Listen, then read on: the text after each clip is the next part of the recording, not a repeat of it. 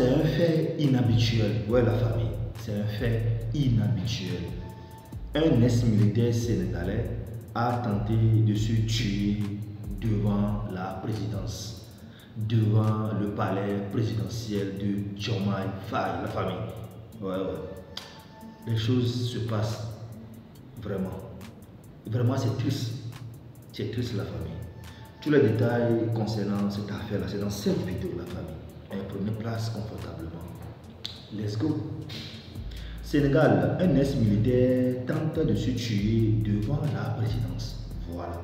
Déjà, la première question, pourquoi? Voilà. Pourquoi un ancien militaire peut se donner comme ça, genre, il va aller là-bas pour se faire tuer, pour simuler. Pourquoi? Au Sénégal, un fait inhabituel s'est produit devant le palais de la présidence. Un militaire invalide a tenté de simuler par le feu ce mercredi 26 juin 2024. Voilà. Donc l'affaire, ça s'est passé le mercredi 26 juin 2024, la famille. Voilà. Donc le militaire en question, en tout cas, il était militaire. Donc actuellement, il est un ancien militaire. Donc, et aussi, il est invalide. Il est invalide. Voilà. Donc, il a tenté de simuler par le feu. Voilà. Les détails, la famille. Déjà, Sénégal nous dit un militaire invalide tente de se suicider devant le palais présidentiel. Voilà.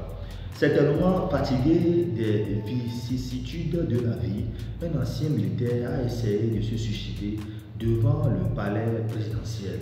Voilà, ça c'est déjà une hypothèse. C'est comme la personne en question, il est fatigué des vicissitudes de la vie. Généralement, quand on dit vicissitudes de la vie, c'est quoi?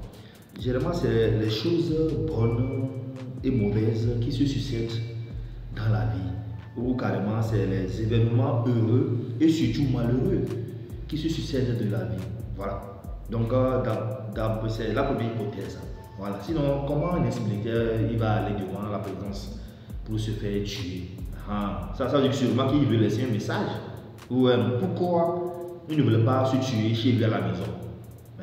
Et il est allé devant la présidence. Sûrement qu'il veut lancer un message.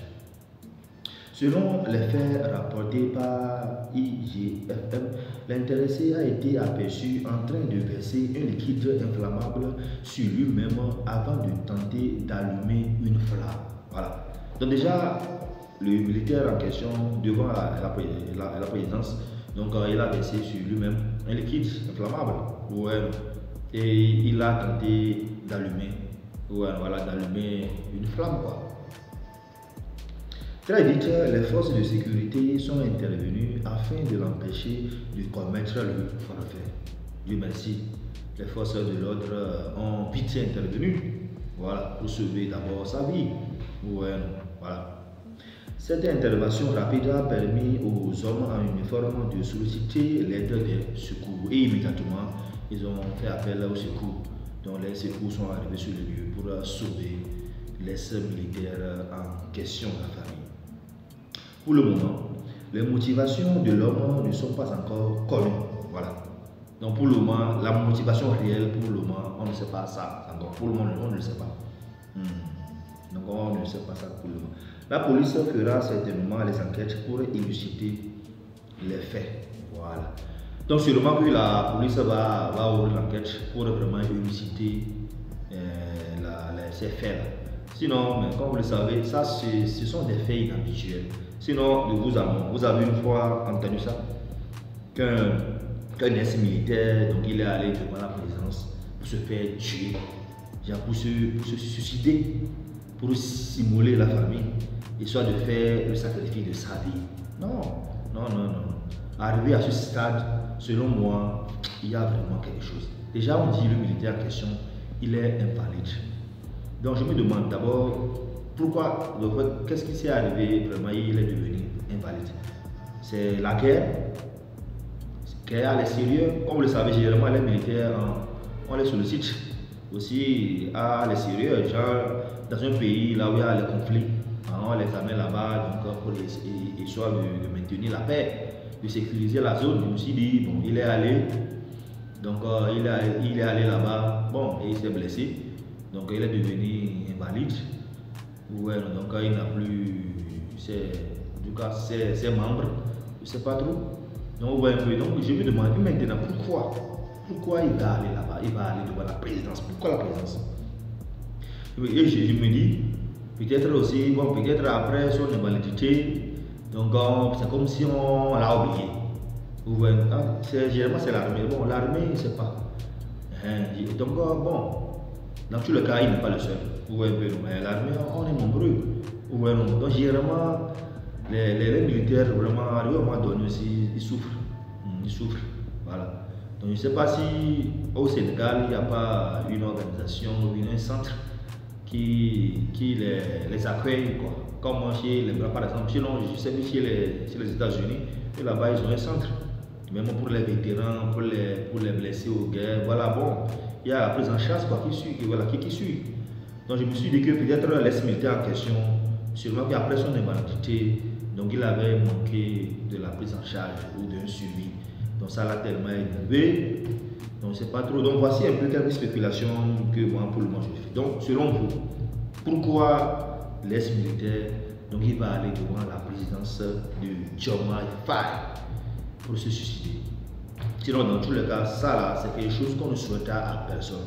Voilà, dans la vie, on ne souhaite ça à personne.